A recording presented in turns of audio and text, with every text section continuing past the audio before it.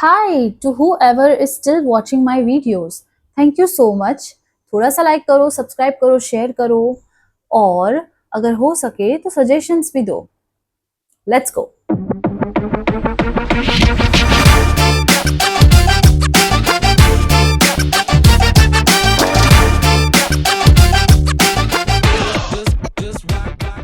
सो आज की जो हमारी बुक है वो थोड़ी सी अजीब है.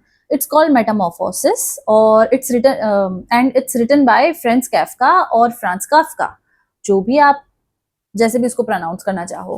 तो फ्रेंच काफ्का एक पुराने ज़माने के ऑथर है, 18th सेंचुरी, बहुत ही पीछे.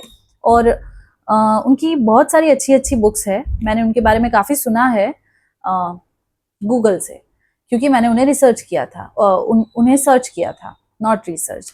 तो जब मैं उनके बारे में देख रही थी तो मुझे थोड़ा अजीब लगा. उनकी स्टोरी थोड़ी सी कॉम्प्लिकेटेड और मतलब कॉम्प्लिकेटेड नहीं, बट थोड़ा अप्स एंड डाउन्स थे उनकी लाइफ में. उनकी जो, अगर उनकी कोई बायोग्राफी है या नहीं मुझे नहीं पता, बट उनकी लाइफ में काफ़ी अप्स एंड डाउन्स थे. उनके बारे में जब मैंने पढ़ा तब मुझे ये पता चला.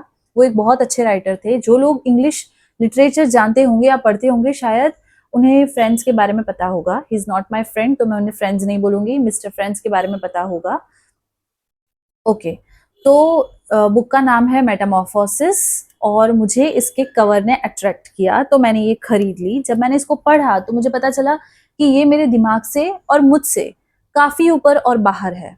बट इसको पढ़ने के बाद मैंने थोड़ा बहुत जब इसे समझा तब जो मैं कंक्लूजन पे आई वो मैं लास्ट में बताती हूँ. Okay. So it's about a man. उसका नाम है ग्रेगोर सैमसन. ग्रेगोर सैमसन अपनी फैमिली का इकलौता प्रोवाइडर है. वो एक सेल्समैन है जो रोज सुबह 5 बजे उठ के सेलिंग करने के लिए जाता है. ट्रेन से ट्रैवल करता है, किसी और जहाँ रहता है वहां से किसी और जगह जाता है और सेलिंग करता है. अब ग्रेगोर की स्टोरी थोड़ी अजीब लगी मुझे, क्योंकि ऐसा किसी के साथ होता नहीं है, बट ठीक है, ये किसी का दिमाग है तो हम उसको जज नहीं करेंगे. ग्रेगोर के साथ क्या होता है कि वो रात को सोता है और जब वो सुबह उठता है तो वो देखता है कि मतलब उसकी बॉडी में उसे कुछ अजीब फील होता है और वो धीरे धीरे धीरे धीरे धीरे धीरे करके ट्रांसफॉर्म होने लगता है एक इंसेक्ट में, जो कॉकरोच या बीटल टाइप हम बोल सकते हैं, वैसे इंसेक्ट में वो ट्रांसफॉर्म होने लगता है. उसी ट्रांसफॉर्मेशन को, किसी चीज का ऐसे ट्रांसफॉर्म होना, उसे ही हम मेटामॉर्फोसिस कहते हैं. तो वो जब ट्रांसफॉर्म हो जाता है तो उसके पहले की लाइफ और ट्रांसफॉर्म होने के बाद की लाइफ कैसे चेंज हो जाती है वो उन्होंने इस बुक में एक्सप्लेन किया है. मतलब उन्होंने एक स्टोरी के जैसे नहीं, ये स्टोरी है तो उन्होंने एक स्टोरी लिखी है जिसमें ये सब हो जाता है. अब ग्रेगोर का क्या सीन है कि ग्रेगोर की एक बहन है, उसके पेरेंट्स है, वो उनके साथ में रहता है. उसकी लाइफ बहुत डिफिकल्ट लगती है उसे, या बोरिंग टाइप लगती है हम कह सकते हैं. उसे अपनी लाइफ इतनी अच्छी नहीं लगती है. वो जो काम करता है वो उसे पसंद नहीं है, क्योंकि उसके अपने ड्रीम्स है, वो कुछ और भी करना चाहता है. अब ग्रेगोर धीरे धीरे जब ऐसे ट्रांसफॉर्म होता है, उसके अंदर ऐसे चेंजेस आने लगते हैं. सडनली एक रात भी नहीं, 2-3 घंटे में जैसे ही उसकी आंख खुलती है उसको पता चलता है कि उसके साथ कुछ हो रहा है, कुछ चेंजेस हो रहे हैं. और वो ये एक्सप्लेन नहीं कर सकता कि क्यों हो रहा है उसके साथ ऐसा, क्योंकि वो कुछ समझ ही नहीं पाता. अब उसे खुद को नहीं पता है कि उसके साथ क्या हो रहा है, तो वो किसी और को तो समझा नहीं पाएगा कि उसके साथ क्या हो रहा है. और उसकी वॉइस भी धीरे धीरे चेंज होने लग जाती है. तो स्टोरी के अंदर जो चीजें उन्होंने बताई है वो कहीं ना कहीं उन्होंने एक्सप्लेनेशन नहीं दिया कि ऐसा क्यों, क्या मतलब, कब उस टाइम पे जब उन्होंने लिखी होगी तो मिस्टर कैफका ने ऐसा कोई एक्सप्लेनेशन नहीं दिया है स्टोरी के बारे में कि उन्होंने क्यों ऐसी स्टोरी लिखी, उसका क्या मतलब है, वो क्या कहना चाहते हैं. पर अगर आप उसको डीपली पढ़ो, मतलब डीपली उसके बारे में सोचो या उसको समझने की कोशिश करो, तो आपको पता चलेगा कि ये चीज कहीं ना कहीं हर किसी के साथ होती है, हमारे आसपास, हमारे साथ.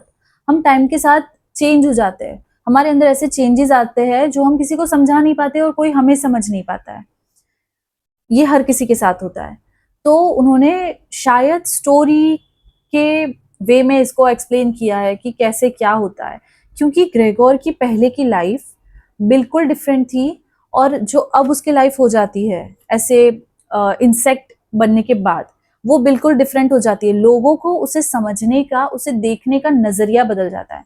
समझ तो ऑब्वियसली उसको कोई समझ नहीं सकता कि ये क्या हुआ, क्यों हुआ, और उसकी अपनी फैमिली के साथ वो रह रहा है, तो उसको फेंक भी नहीं सकते बाहर उसको, क्योंकि ऑब्वियसली वो कल, वो जो भी लड़की है जो वहां रह रही है, जो पेरेंट्स है उसके, वो कभी, मतलब उनके लिए वो उनका बेटा था, और उसकी बहन के लिए वो भाई था। अब एकदम से ऐसे भाई रात को कीड़ा बन जाएगा तो उसको बाहर तो कोई फेंक नहीं देगा, तो वो उसको फेंकते नहीं है, या फिर उसको उसके साथ कुछ ऐसा नहीं करते, बट हाँ वो उससे दूर हो जाते हैं।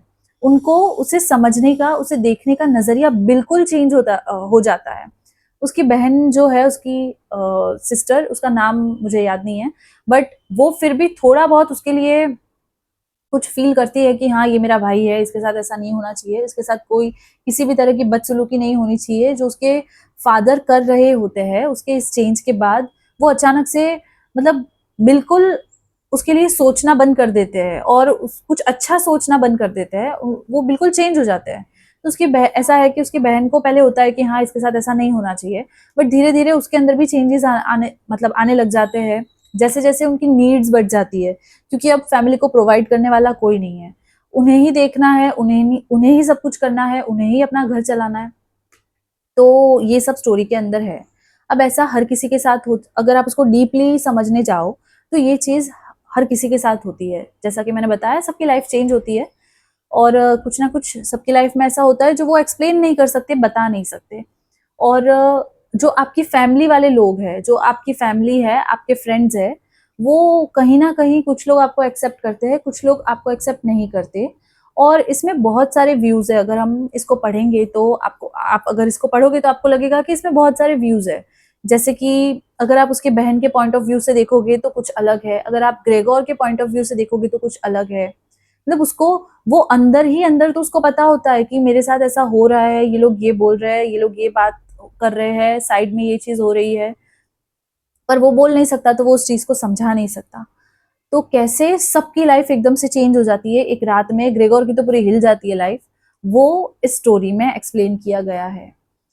और मतलब वो जो जिस तरीके से उसके चेंजेस बताए वो बहुत अजीब है, उसको पढ़ना आपको बहुत अजीब लगेगा उसको पढ़ के।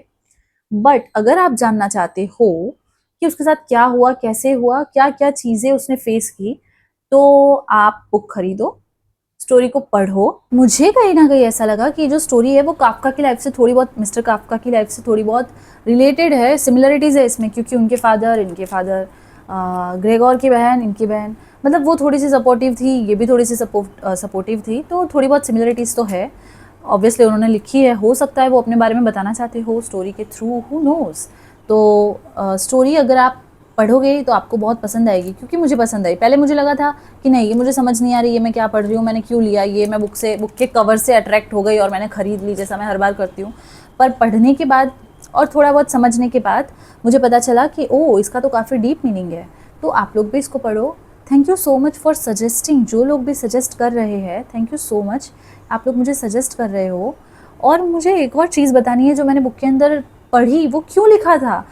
मिस्टर काफका नहीं चाहते थे कि, मुझे अचानक से याद आ गई ये बात, तो मुझे बतानी है। मिस्टर काफका नहीं चाहते थे कि उनका जो वर्क है वो पब्लिश हो, पर उनके फ्रेंड ने, उनके एक एडिटर फ्रेंड ने ये चीज़ पब्लिश की। क्यों पब्लिश की, वो नहीं चाहते थे, पर वो फ्रेंड्स का काम होता है ना, जो आप मना करो वो चीज़ कर देना। तो उनके फ्रेंड ने पब्लिश किया, अच्छा हुआ पब्लिश हुआ, क्योंकि अगर पब्लिश नहीं होता तो हम पढ़ नहीं पाते।